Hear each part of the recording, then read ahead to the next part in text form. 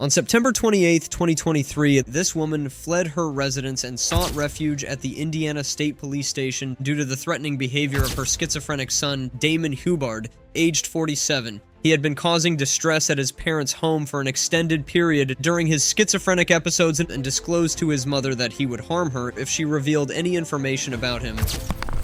He's taking off pursuit. Come your hands out of the car. He's starting it. Stop. Damon was threatening his mother that if she ever told anyone about him, he would kill her. He was also seen following his mother when she reported it to the Indiana police station. He told me again the other night, if you ever talk to anybody about me, I will kill you. I mean, he was loud. He was, real intimidated. He said, do you understand me? Do you hear me? He said, I will kill you. I said, yeah, I got it. But I said, I'm leaving. Well, he followed me. And I just came here. Neither Damon nor his mother realized that this encounter would be the last time they would see each other alive. And so he sat behind me, right back here, for a little bit. I was sitting there trying to call. The police checked and looked for the gray Trax car, but he saw nothing. He then reported it to his fellow officer and warned them. He went across the road there, and I think he's pulled over, if he's still there. So down this way? Yeah. It's a gray Trax. For 1043, she believes this vehicle is going to be parked down past the intersection of 17th and K. It's a gray Chevy Trax. He pulled up behind me, sit there for a while. Nobody down there? Well, my guys are down there looking. I don't see the vehicle right now. So, do you have somewhere to go tonight? I can go with my sons and my other sons. Okay. After the officer inquires if she has a place to stay, she calls her other son to come and get her, to ensure she has a safe place to stay for the night. He arrives at the station to pick her up. His other son was asking why they still aren't arresting Damon, but the police officers explained that no protective order has been placed and that no crimes have been committed yet. I don't know that we'll arrest him, but Well, they better do something before I find him. we're going to address it one way or another. I don't know what to me, there's not been a crime that's been committed because there's no protective order in place. There's nothing like that. His son was asking his mother why Damon was in their house since it was not his residence anymore. Why is he at your house? I mean, why is he there? He's not a resident. I don't, well, then I Well, which they that say. is not his residence. They say it is. Shane, come here. Don't you leave me. The officer on duty suggested that they go back into their house with the other police officers to check and investigate Damon. Can you guys, you and your son, go get your husband and take him with you? Oh, yes. And we'll send an officer over there to stand by while you do that. Okay. We would just send somebody that'll park in the driveway with you, and they'll stand by till your husband gets in the car with you and you guys are on your way that way. That way, if there's any issues, there's already somebody there. With the plan to retrieve the father now in place, a police officer arrives slightly early at the family's residence to check if Damon might have returned. Damon come back over here? He's not been here? Okay. Yeah. I guess your wife came on station and said that he's been giving you guys some issues, harassing and following her. We just pulled up over here to check and see if his vehicle was here, and we just noticed a door. Damon's father said that he's been parking out back at their house, so the police officers quickly went to check. Oh, he's been parking out back. We'll go check it real quick, just to make sure he didn't pull up. Police officers quickly checked the back of the house. Then Damon suddenly arrived. When the police officers asked him to get out of the car, he repeatedly refused and tried to escape. Stop. Stop. He's reaching. Hey, Stop. stop.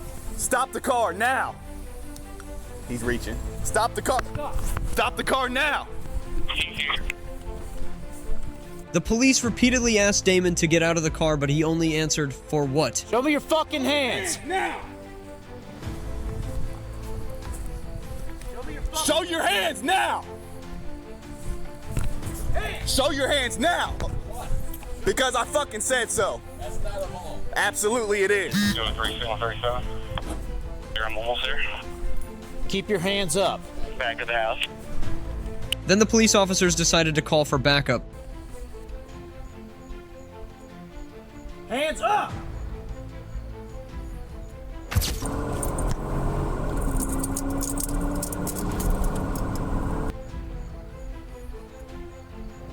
When the backup police arrive, they approach the car and consistently ask him to get out, but he still refuses. The following scene will shock you.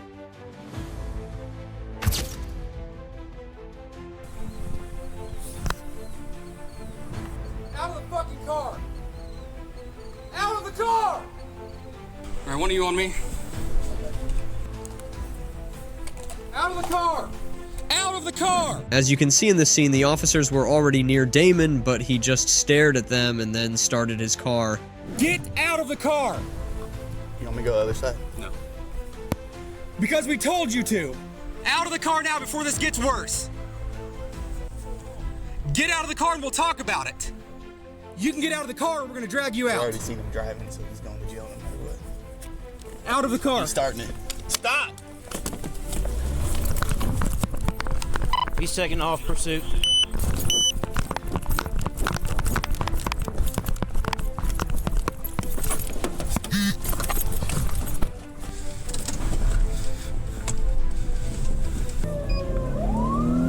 Minutes after the chase began, this happened.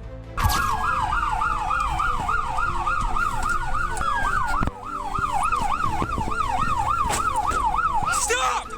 The officers fire 14 gunshots at Damon as he attempts to flee the scene. Damon is struck by at least one of the shots, causing the car to crash directly into a home. There is a crucial reason why the officers felt compelled to open fire, which will be explained shortly. Stop, stop, stop, stop!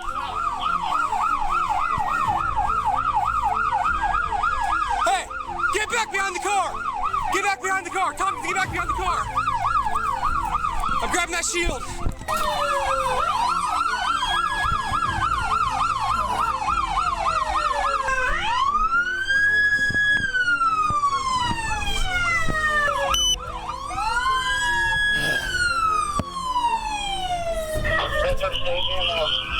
Give me one! I'm with you, I'm with you. Hey. I'm on you, I'm on you. He's down.